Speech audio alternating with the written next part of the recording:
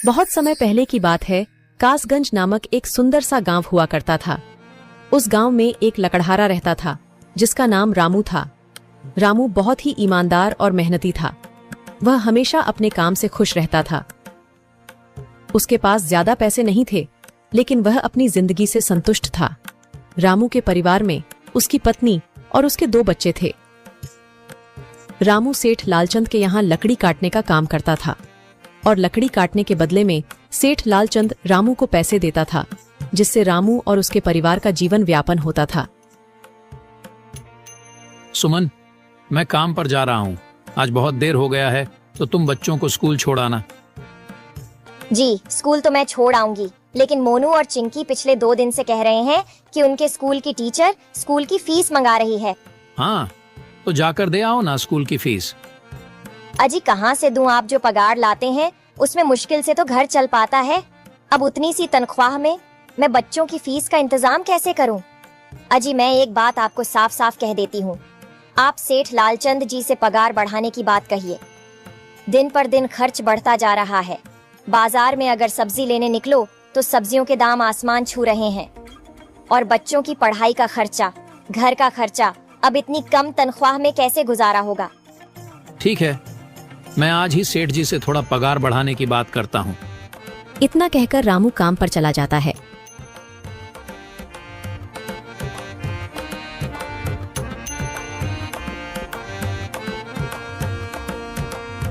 अरे भाई, आज तो पगार का दिन है।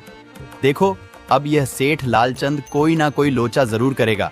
हमेशा कोई ना कोई बहाना बनाकर पगार कम कर देता है।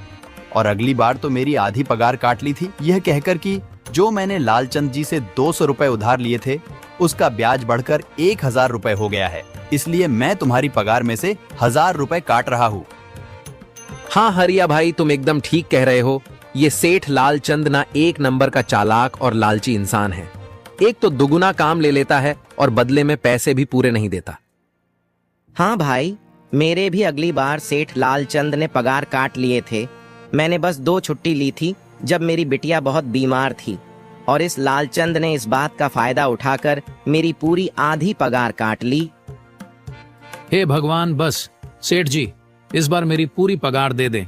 बच्चों के स्कूल की फीस भी भरनी है। ऐसे सभी लकड़हारे अपने काम पर लग जाते हैं।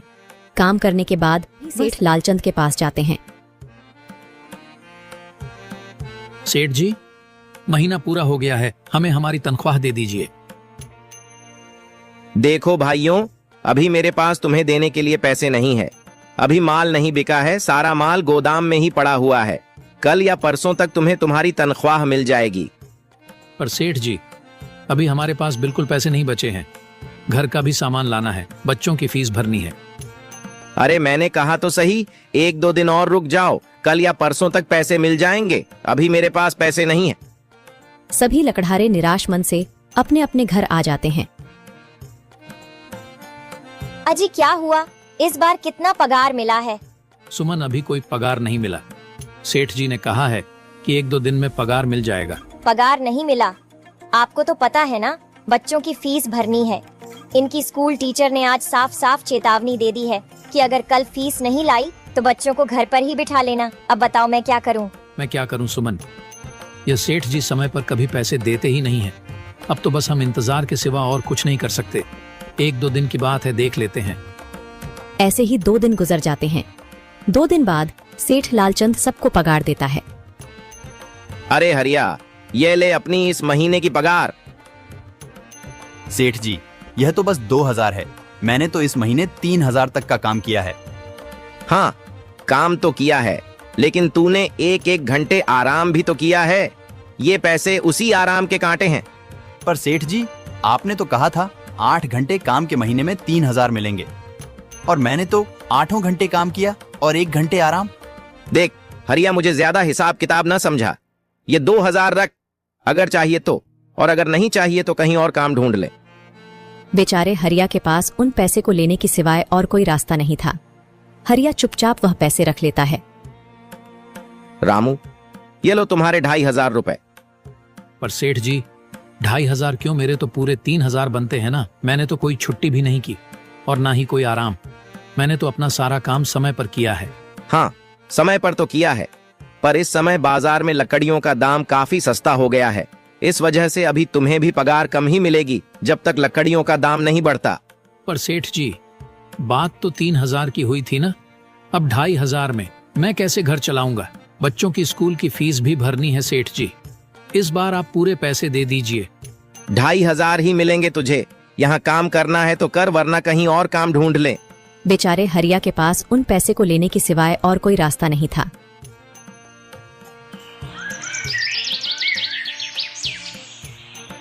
अरे भाई, यह सेठ लालचंद एक नंबर का बेईमान इंसान है। सारे पैसे अपने जेब में भर लेता है और बहाने बनाता है कि लकड़ियों के दाम सस्ते हो गए हैं। देख लेना, हम गरीबों की किसी न किसी दिन इसे जरूर हाय लगेगी। नहीं हरिया, ऐसे नहीं कहते। वह हमारे अन्नदाता है। आखिर उन्हीं के वजह से तो हमारा घर चल रहा है। अरे काहे का अन्नदाता? काम के पूरे पैसे तो देता नहीं है। पूरे महीने मेहनत करके भी क्या मिलते हैं? बस ये 2,000 रुपए। इसमें घर खर्च कैसे चलाएं? ऐसे तो हम कभी तरक्की नहीं कर पाएंगे। और हम कर भी क्या सकते हैं हरिया? हमें लकड़ी काटने की सिवा और कोई काम कहाँ आता है? और कोई काम खोलना भी चाहे तो उसके लिए हमारे पास इतने पैसे कहाँ हैं? अब जो भी हो, हमारा तो बस ये सेठ लालचंद ही सहारा है ना। कुछ देर बातें करने के बाद अपने घर की ओर निकल पड़ते हैं। जी आ गए आप। कितनी पगार मिला है? सुमन, इस बार सेठ जी ने बस 2,500 रुपए ही दिए हैं। बस 2,000? इतने में कैसे घर चलाएंगे? बच्चों की फीस में ही 1,000 रुपए निकल जाएंगे। फिर 1,500 में क्या क्या करेंगे? अब मैं क्या कहूँ सुमन, अब तुम्हें इसी में ही गुजारा करना होगा। तुम सबसे पहले बच्चों की फीस भर देना, इसके बाद बाकी का मैं देखता हूँ। अजी आप क्या देख लोगे? सेठ जी से पूरे पैसे तो मांगे नहीं गए आपसे? नहीं सुमन, मैंने सेठ जी से पैसों के लिए कहा था, पर सेठ जी ने साफ इनकार कर दिया और कहा, यह लेना है तो लो, वरना कहीं और काम ढूंढ सकते हो। मैं सोच रहा हूं कि लकड़ी काटने के बाद मैं कहीं और भी काम ढूंढ लूं। सेठ जी के यहां से काम करने के बाद मैं दूसरी जगह पर काम किया करूंगा, इससे कुछ ज्यादा आमदनी हो जाएगी। आज ही मैं सेठ जी के यहां पर काम करने के बाद और भी जगह काम ढूंढने जाऊंगा। इतना कहकर रामू काम पर निकल जाता है और जैसा कि रामू ने कहा था, वह लालचंद के यहाँ काम करने के बाद काम की तलाश में निकल जाता है। रामू पूरे गांव में काम ढूंढता है, दुकानों दुकानों पर जाकर लोगों से काम मांगता है, मगर हर जगह रामू को केवल निराशा ही हाथ लगती है। अंत में थक हार कर रामू वापस जाने लगता है। तभी वह देखता है कि अचानक बहुत सारे भैंसों का झुंड उसकी तरफ दौड़े आ रहा है। यह देखकर रामू बहुत डर जाता है। वह इधर उधर देखता है तो उसे एक गुफा दिखती है और वह गुफा में जाकर छुप जाता है। जब भैंसों का झुंड वहां से निकल जाता है तब रामू की जान में जान आती है। हे भगवान, आज तो बाल बाल बच गया मैं, वरना आज तो मैं इन भैंसों के पैरों तलों तो कुचला ही जाता। पर यह मैं कहाँ आ गया? रामू यह सब सोच ही रहा था कि तभी उसकी नजर गुफा में रखी एक टोकरी पर जाती है। रामू उस टोकरी के पास जाता है। ये कैसी गुफा है? ये कैसी टोकरी यहाँ पड़ी है? इसे मैं घर ले जाता हूँ, सामान रखने के काम आ जाएगी। रामू जैसे ही उस टोकरी को हाथ लगाता है, गुफा में से एक आवाज आती है, रुक जाओ, इसे छूने की कोशिश मत करो। यह आवाज सुनकर रामू एकदम पीछे हट जाता है। तभी गुफा में एक जिन्न प्रकट हो जाता है और वह रामू से कहता है, कौन हो तुम और मेरी गुफा में क्या कर रहे हो? मुझे माफ करना, आप जो भी हो। कुछ भैंसों का झुंड मेरे पीछे पड़ गया था और उनसे बचने के लिए मैं इस गुफा में आकर छिप गया और फिर मेरी नजर इस टोकरी पर गई। माफ कीजिए, मुझे लगा यहाँ कोई नहीं है तो यह टोकरी किसी की नहीं होगी, इसलिए मैंने इसे छुआ। रामू, तुम्हें डरने की जरूरत नहीं है। मैं तुम्हारे बारे में सब जानता हूँ। मेरी नजर एक बार भी जिस पर पड़ जाती है, मैं उसका इतिहास अपनी खुली आंखों से देख सकता हूँ। पर आप है कौन और आप इतने विचित्र क्यों दिखाई पड़ रहे हैं? आप अपना परिचय दीजिए। कौन है आप? मैं एक जिन हूँ और मैं कई सालों से इस गुफा की रक्षा कर रहा हूँ। यह गुफा मेरे पूर्वजों की है। इस गुफा में केवल वही इंसान घुस सकता है जिसका मन बिल्कुल पवित्र हो। अगर तुम अपवित्र होते तो तुम इस गुफा में कभी नहीं घुस पाते। तुम एक सच्चे इंसान हो, इसलिए तुम इस गुफा में घुस पाए और इस टोकरी को छू पाए। अब तुमने इस टोकरी को छुआ है तो यह टोकरी तुम्हारी हुई। नहीं, मुझे ये टोकरी नहीं चाहिए, मैं तो बस देख रहा था। डरो मत रामू, तुम ये टोकरी ले जाओ। ये कोई साधारण टोकरी नहीं है, बल्कि यह जादुई टोकरी है।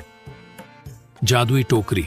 क्या यह वही जादुई टोकरी है जिसके बारे में हमारी दादी कहानी सुनाई करती थी कि किसी गांव में एक जादुई टोकरी हुआ करती थी और वह सबकी इच्छाएं पूरी करती थी? हाँ रामू, ये वही जादुई टोकरी है। अब तुम इस टोकरी के मालिक हो। तुम इसके इस्तेमाल से अपनी स्थिति सुधार सकते हो, पर याद रखना, तुम जो भी वस्तु इस टोकरी में एक बार डालोगे, वह चीज ही तुम्हें बार बार इस टोकरी में डालनी होगी। इसके अलावा तुम और दूसरी कोई चीज इस टोकरी में नहीं डाल सकते। अगर तुमने ऐसा किया तो इसका परिणाम तुम्हें ही भुगतना होगा। मेरी इस बात को हमेशा ध्यान में रखना और सोच समझकर बिना लालच किए इस टोकरी में वह ही सामान रखना जिसकी तुम्हें जरूरत हो। रामू टोकरी को लेकर घर आ जाता है। सुमन, ये देखो, ये मैं क्या लेकर आया हूँ। क्या लाए हो आप? बस ये एक टोकरी। सबसे पहले यह बताइए, आप तो काम की तलाश में गए थे ना, तो कोई दूसरा काम मिला कि नहीं? नहीं। अरे सुमन, मेरी पूरी बात तो सुनो। ये कोई ऐसी वैसी टोकरी नहीं है, बल्कि ये एक जादुई टोकरी है। रामू सुमन को वह सारी घटना के बारे में बताता है जो उसके साथ हुई। अच्छा, तो आपका कहने का मतलब है कि इस टोकरी में हमें कोई ऐसी चीज डालनी होगी जिसकी हमें सबसे ज्यादा जरूरत हो।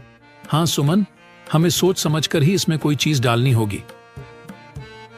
रामू थोड़ी देर सोचता है, फिर उसका ध्यान उन लकड़ियों पर जाता है जो एक बार उसने सुमन को रखने को दी थी।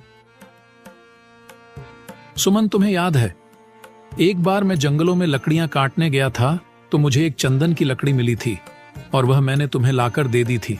हाँ, दी तो थी। तो तुम उस लकड़ी को ले आओ। हम उस चंदन की लकड़ी को ही इसमें डालेंगे और उस लकड़ी से अपना एक व्यापार शुरू करेंगे। सुमन चंदन की लकड़ी को ले आती है और उसे टोकरी में डाल देती है। वह जैसे ही चंदन की लकड़ी उस टोकरी में डालते हैं, उसमें कई सारी लकड़ियां आ जाती हैं। अरे वह, यह तो चमत्कार ही हो गया। ये देखिए, कितनी सारी चंदन की लकड़ियां हो गई। अगर आप इसको बेचेंगे तो इससे काफी अच्छे पैसे मिलेंगे। हाँ राधा, मैं कल सुबह बाजार जाकर इनको बेच आऊंगा और जो पैसे मिलेंगे उससे हम अपने मोनू और चिंकी के स्कूल की फीस भर देंगे और बाकी बचे पैसों को संभाल कर रख लेंगे। अगले दिन रामू लालचंद सेठ के यहाँ काम पर न जाकर चंदन की लकड़ियों को बेचने के लिए बाजार की ओर निकल पड़ता है। वहाँ पर रामू चंदन की लकड़ियों को बहुत ही कम दामों में बेचा, जिसकी वजह से आम लोगों के साथ साथ बड़े व्यापारियों ने भी रामू से चंदन की लकड़ियां खरीदी। लकड़ियों को बेचकर रामू को काफी अच्छे पैसे मिले। पैसों को लेकर चंदन घर आ जाता है। ये देखो सुमन, उन लकड़ियों को बेचकर मुझे कितने सारे पैसे मिले हैं। ये लो कुछ पैसे, इससे तुम कल मोनू और चिंकी के स्कूल की फीस भर देना। अच्छा, तो मैं काम पर जाता हूँ। अजी, आपके पास तो अब यह जादुई टोकरी है, तो अब आपको उस सेठ लालचंद के यहाँ काम करने की क्या जरूरत है? हाँ सुमन, मैं सेठ लालचंद जी के यहाँ काम पर नहीं जा रहा, बल्कि मैं तो वहाँ पर जो काम कर रहे बाकी के लकड़हारे हैं उन्हें ये खुशी की खबर देने जा रहा हूँ, क्योंकि सेठ लालचंद जी से मेरे साथ साथ वह लकड़हारे भी बहुत परेशान थे। इसलिए अगर मेरा भला हो रहा है तो क्यों ना मैं उन सभी का भला करूं। वह सभी बहुत ईमानदार लकड़हारे हैं, वह सभी बहुत मेहनत से काम करते हैं, मगर लालचंद ने कभी भी उनको उनकी मेहनत के सही पैसे नहीं दिए। इसलिए मैंने सोचा है क्यों ना मैं उनको अपने इस काम में शामिल कर लूं। हाँ जी, बात तो आपकी बिल्कुल सही है। अगर आप सभी लोग एक साथ मिलकर काम करेंगे तो हम सब बहुत जल्द ही तरक्की हासिल कर लेंगे।